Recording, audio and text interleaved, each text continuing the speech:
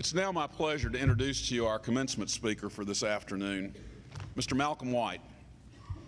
Malcolm serves as Director of Tourism for the Mississippi Development Authority, where he is responsible for economic growth and opportunities for Mississippi through tourism. Prior to joining the Mississippi Development Authority, he served as the Executive Director of the Mississippi Arts Commission. He and his brother Hal started the restaurant Hal and Mal's in Jackson many years ago, where Mr. White hosted John Grisham's first book signing. Malcolm is also responsible for founding Wells Fest, a family festival in Jackson, and the world-famous Mal's St. Patty's Day Parade in downtown Jackson that benefits Blair Batson Hospital for Children. He also serves as chairman of the Mississippi Blues Commission and Mississippi's Bicentennial Celebration Organizing Committee. For his efforts, he has received the Tourism Visionary Award at the Governor's Awards for Excellence in the Arts. Ladies and gentlemen, please help me welcome our May 2014 commencement speaker, Mr. Malcolm White.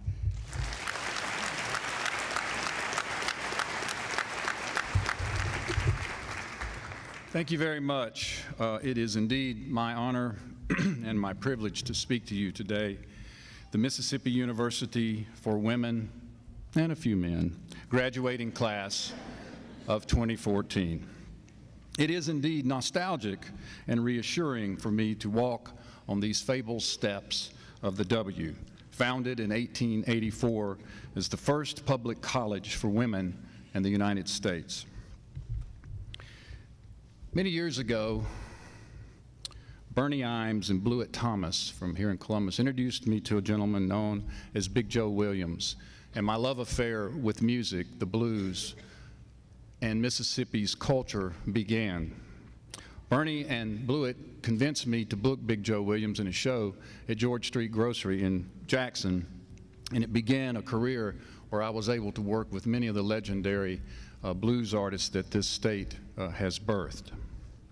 It was also here in 1968, after a summer romance where my then girlfriend attended college while I was still in high school, that I was able to say to my friends who would say, I'm going to Corinth this weekend for a drag show, or I'm going to Tupelo to the movie.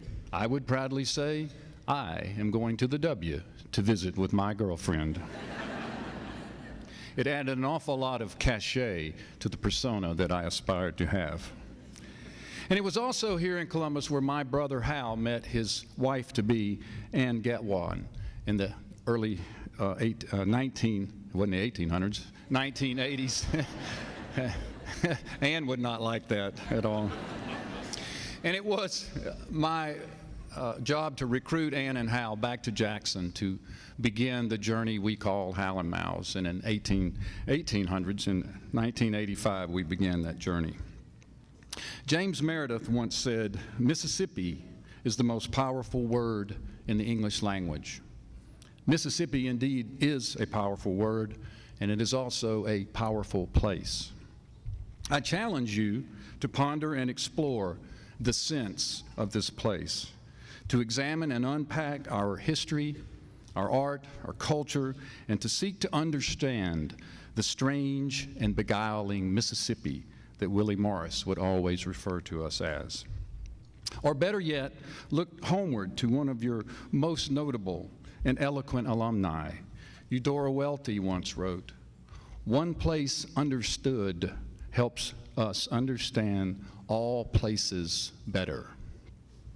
You, the class of 2014, have every opportunity to live, work, learn, and play in Mississippi and thrive while doing it.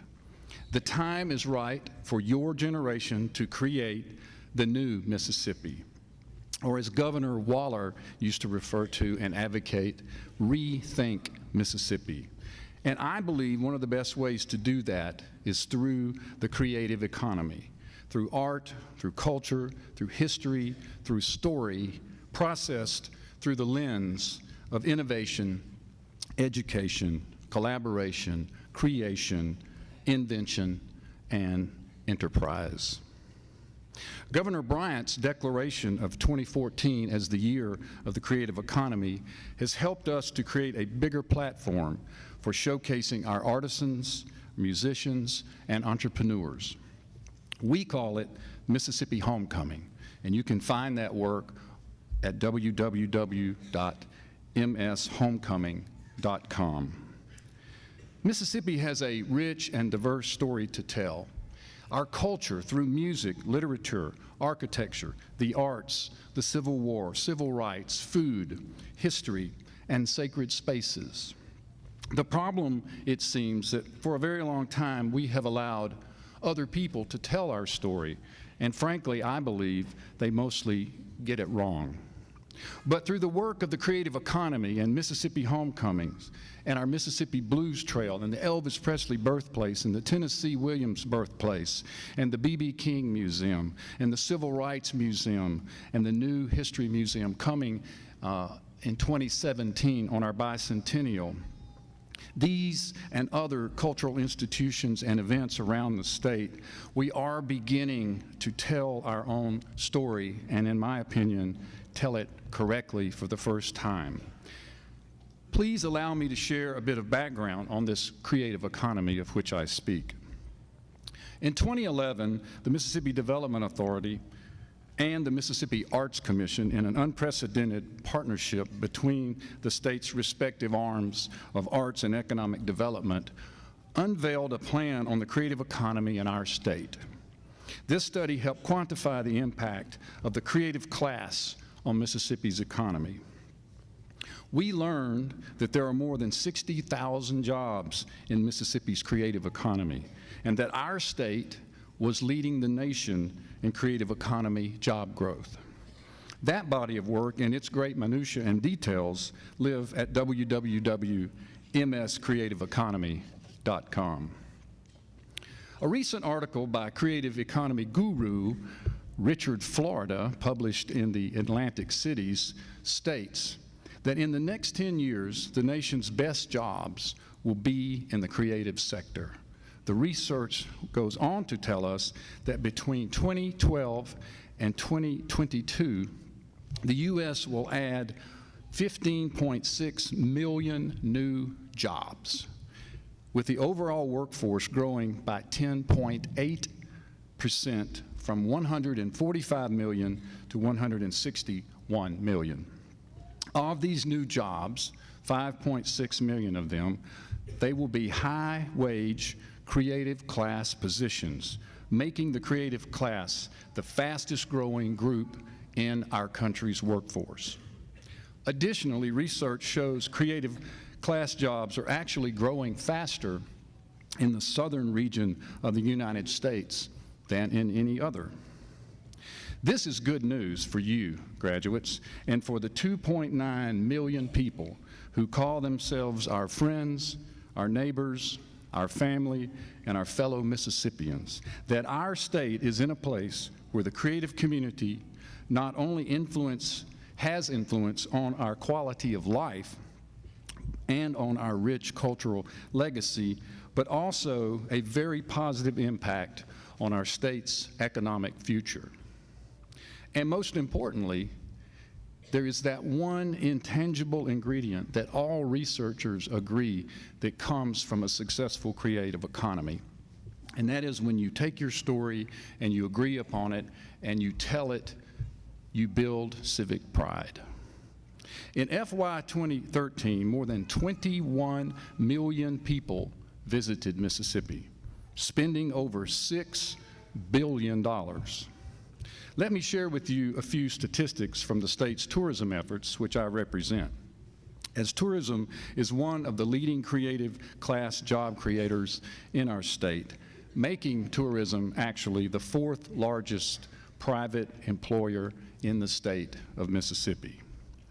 That influx of tourists created and sustained just over 115,000 jobs for Mississippians. Some of those jobs certainly are a part of the creative economy. Now, I've been talking about the creative economy a great deal and how it is changing the landscape not only of our state, but also of our country. And you might not be pursuing a career that fits into the creative sector. But I would argue that even if you aren't looking to work directly in the creative economy, the notion of that economy is changing the way that everyone does business.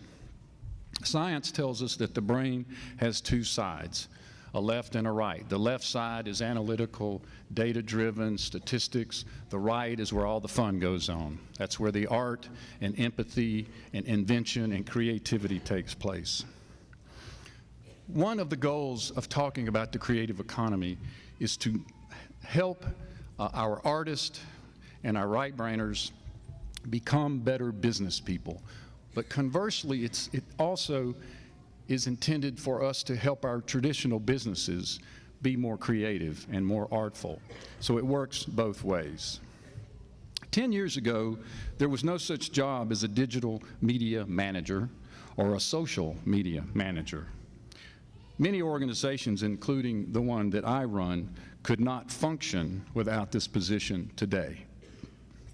You see, we live in an evolving society that is requiring everyone to be more creative, regardless of if you think you fit in the creative economy or not. My journey began in 1985 with Hal and Mal's, in an old warehouse that had been abandoned in downtown Jackson, where we decided to put a restaurant, then a recording studio, then an artist, a couple of painters, and a couple of writers, and the next thing we know, we had a jewelry maker there, and others joined the fun. And it was in the old Capitol complex where we located, where I first became friends with Patty Carr Black, who is rightly being honored here today. Congratulations, my friend, Dr. Black. It is great that I could be here today to witness this. Your generation, you are our future. You are entering a new workforce, and you have the power to create a new story for Mississippi. You have the power to create a new perception of Mississippi. You are the new Mississippi. You are our best hope. Henry Stimson once said, "Honor begets honor, trust begets trust, faith begets faith, and hope is the mainstream of life." As I leave you today, I challenge you to go forth and to be that new, hopeful Mississippi. Miss Welty wrote, "It is our inward journey that leads us through time, forward or back, seldom in a straight line, most often spiraling. Each of us is moving, changing with respect to others. As we discover, we remember. Remembering, we discover. And most intensely do we experience this when our separate journeys converge. Our living experience at those meeting points is one of the charged dramatic fields of fiction, and in my humble opinion, where life is successfully lived. Dear graduates, I implore you to live an artful life. Beware of the insistent drumming of the material, misguided search for the almighty perception of success. This I believe. Seek contentment and success will follow. Millions long for immortality who do not know what to do with themselves on a rainy Sunday afternoon. Learn and practice forgiveness, forgiveness of oneself and of others. This is perhaps the most useful and necessary act that I have learned in my life. Change is everything. It will dominate the remainder of your life. Be your most constant companion. If you are uncomfortable with change, you will find progress and evolution difficult. Embrace it and be an agent for change. What sometimes looks like a roadblock is often a better road to travel. Be mindful and in the moment. Lose track of time. Love your mother, and be a good steward of our precious natural resources. And in the end, I have finally learned that it is not how long we have lived in this physical time and space, but the quality of the space that we make and the story we leave behind of a life well lived. Thank you, happy Mother's Day, and good luck.